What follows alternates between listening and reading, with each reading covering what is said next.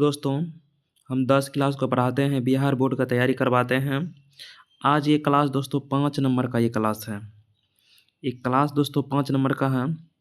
तो पढ़ते हैं आज का प्रश्न। आज हम लोग पढ़ेंगे कि प्रकाश जो है विभिन्न माध्यमों में किस प्रकार गति करते हैं।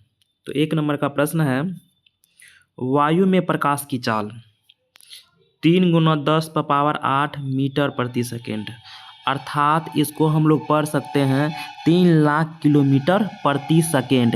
यानी कि प्रकाश 1 सेकेंड में 3 लाख किलोमीटर की यात्रा तय कर लेगा। 2 नंबर का प्रश्न है, पानी में प्रकाश की चाल है 2.25 × 10⁸ मीटर प्रति सेकेंड। प्रकाश इतना मीटर प्रति सेकेंड पानी में चाल है प्रकाश का। कांच में प्रकाश की चाल 2.0 × 10⁸ मीटर प्रति सेकेंड, अर्थात 2 लाख किलोमीटर प्रति सेकेंड कांच में प्रकाश दूरी तय करते हैं। सेकेंड में इतना, इस बात को आप लोग याद रखिएगा।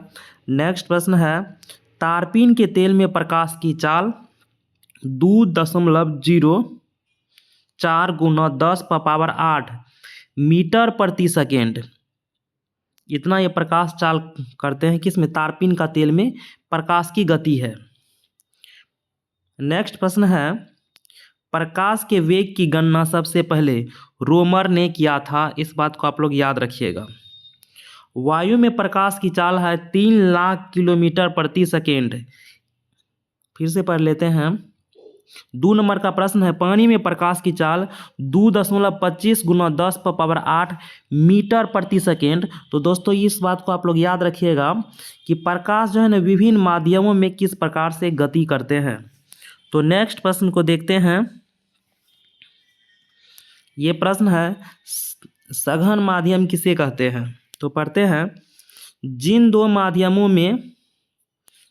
माध्यम में प्रकाश की चाल कम होती है उसे सघन माध्यम कहते हैं। पहला माध्यम लिए हैं वायु का, दूसरा माध्यम लिए हैं कांच का। तो हम लोग जानते हैं जिसमें प्रकाश की चाल क्या होगा, जिन दो माध्यम में प्रकाश की चाल क्या होगा, कम होगा। तो कम किस में होगा प्रकाश का चाल, वायु में कम होगा कि कांच में कम होगा।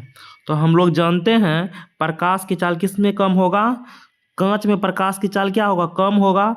तो इसलिए ये सघन माध्यम है। और जब प्रकाश सघन माध्यम में प्रवेश करेगा तो अभिलंब की ओर मुड़ जाएगा। इस बात को याद रखिएगा। तो दोस्तों समझ गए होंगे, जब प्रकाश सघन माध्यम में प्रवेश करता है तो अभिलंब की ओर मुड़ जाते हैं। जिन दो माध्यमों में प्रकाश की चाल क्या होता है, कम होता है, उसको सघन माध्यम कहते हैं। इस बात को याद रखिएगा। नेक्स्ट प्रश्न पढ़ते हैं, विरल माध्यम किसे कहते हैं। जिन दो माध्यम में प्रकाश की चाल अधिक होती है उसे विरल माध्यम कहते हैं। जैसे यहाँ पे वायु लिए हैं और यहाँ कांच है। तो हम लोग जानते हैं किसमें प्रकाश चाल अधिक होता है, वायु में अधिक होता है। तो जिसमें प्रकाश की चाल अधिक होगा ना वही विरल माध्यम होता है। कांच में और वायु में प्रकाश चाल किस में अधिक होगा, तो वायु में। तो ये विरल माध्यम हो जाएंगे जिसमें प्रकाश की चाल अधिक होगा। जब तक हम तुलना नहीं करेंगे तब तक हम नहीं बता पाएंगे कौन सा सघन माध्यम है और कौन सा विरल माध्यम है। नेक्स्ट प्रश्न पढ़ते हैं, प्रदीप्त वस्तुएं किसे कहते हैं। जिस वस्तु के पास खुद का प्रकाश हो उसे प्रदीप्त वस्तुएं कहते हैं। जैसे सूर्य के पास प्रकाश है, विद्युत के पास, बल्ब के पास, तारा के पास। नेक्स्ट प्रश्न पढ़ते हैं, अप्रदीप्त वस्तुएं किसे कहते हैं।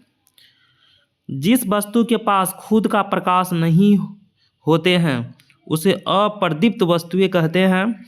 जैसे पृथ्वी के पास प्रकाश नहीं है, ग्रह के पास प्रकाश नहीं है, मेज, कुर्सी, ये सब के पास प्रकाश नहीं है, हम लोग जानते हैं। नेक्स्ट प्रश्न पढ़ते हैं,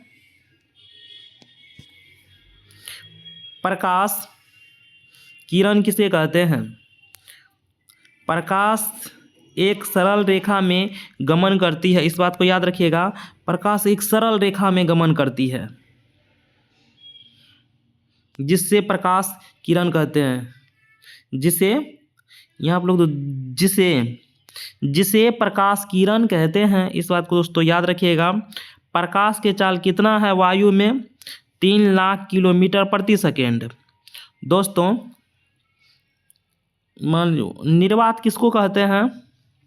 जब आप पृथ्वी से, यहाँ मान लीजिए पृथ्वी है, इससे अगर 1600 किलोमीटर ऊपर जाइएगा, ऊपर 1600 किलोमीटर, तो एक जगह ऐसा भी स्थान आएगा कि जहाँ वायु नहीं है। जहाँ पर वायु नहीं रहते हैं उसको शून्य कहते हैं, निर्वात कहते हैं। निर्वात में प्रकाश की चाल 3 लाख किलोमीटर प्रति सेकेंड है। इस बात को आप लोग याद रखिएगा। दोस्तों अगर वीडियो को समझ गए हैं तो लाइक कर दिएगा, सब्सक्राइब कर लीजिएगा और शेयर कीजिएगा।